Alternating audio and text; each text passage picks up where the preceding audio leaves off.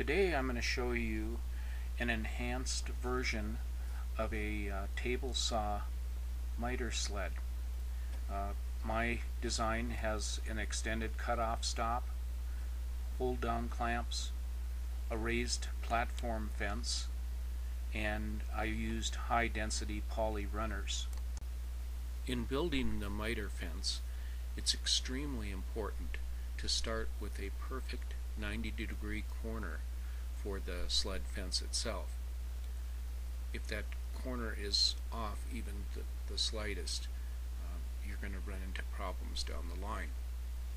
It's equally as important to orient the sled fence triangle to the blade so that you're cutting a perfect 45-degree angle.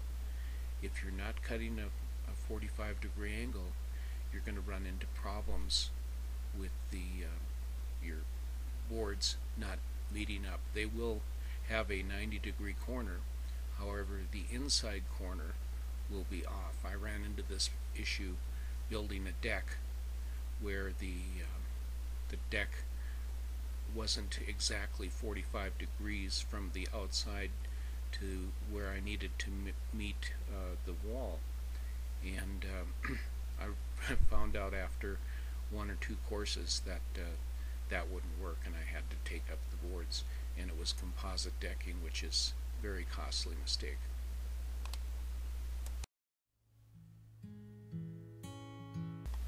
Here I'm cutting a piece of 1/8 inch hardboard, slightly smaller than the platform fence. This will be sandwiched between the platform and the sled base to provide a sawdust groove. The sled base doesn't have to be fussy. I cut it from a 17 by 30 inch 3/4 inch plywood blank, trimmed the corners to reduce weight, ran dados to accommodate the hold down tracks, and finally fastened poly runners to it using the penny method. Note that although the platform fence is mounted in this video already, this is actually the last step. Runners were cut from a high density poly board milled to 363 thousandths, or about 3/8 of an inch thick, the depth of slightly less than the depth of the track. Pennies are placed in the saw's miter grooves to elevate the strips, and then double-sided tape temporarily adheres the strips to the sled bottom, and screws are then added.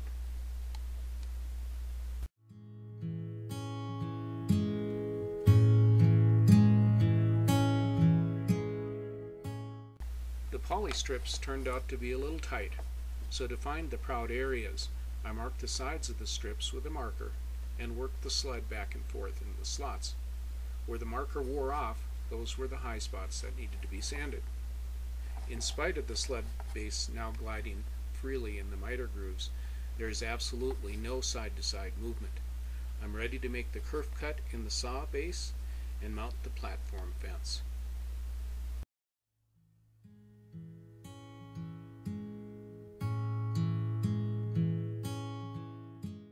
I was anxious to mount the hold-down track, but unfortunately Rockler oversold their supply, so I have to wait for at least a week.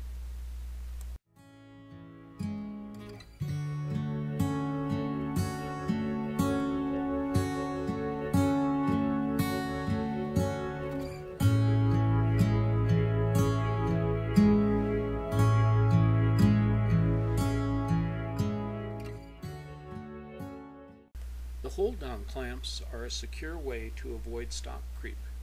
I also added thumb holes in the platform fence, which can be used for quick cuts, or bar clamps can be used as well. Notice the board mounted on the platform on my left is missing on the right.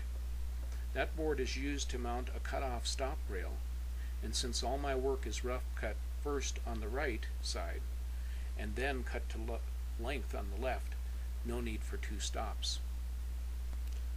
Now let's look at how the stop rail system is designed. Since the rail is over 30 inches long, I wanted to make it removable for stowing. Knobs are used to secure the rail to an oak 1x3 which has been mounted to the platform miter fence. Female connecting nuts are inserted into the oak strip, and these are held in place by a tight friction fit. However, if they become loose, an Allen wrench can hold them from spinning. Securing the stop rail only takes a few seconds. The convenience of removability is well worth the time. In addition, if a longer stop rail is needed for a project, Craig rails come in 4-foot lengths. The Craig flip stop is well made and quick to adjust. Okay, now we're going to see the whole assembly in action. First, I'm going to install the rail, the stop rail, using the 2 knobs, and then I'll put on the flip stop and we'll be ready to roll.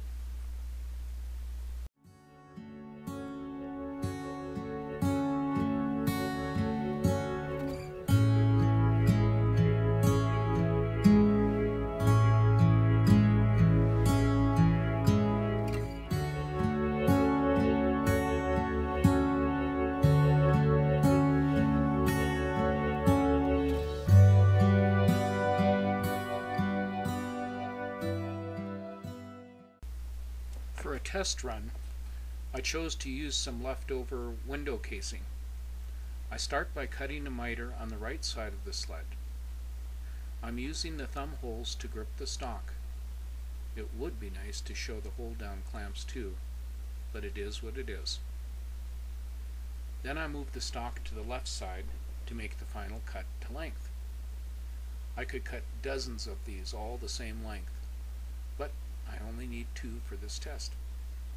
Even though the second piece already has a miter cut, I don't trust the accuracy from my chop saw, so I clean it up. So now I have 2 sides to a potential frame. Unless I want the frame to be square, I'll adjust the stop to the new length of the other 2 sides, and it's a perfect fit.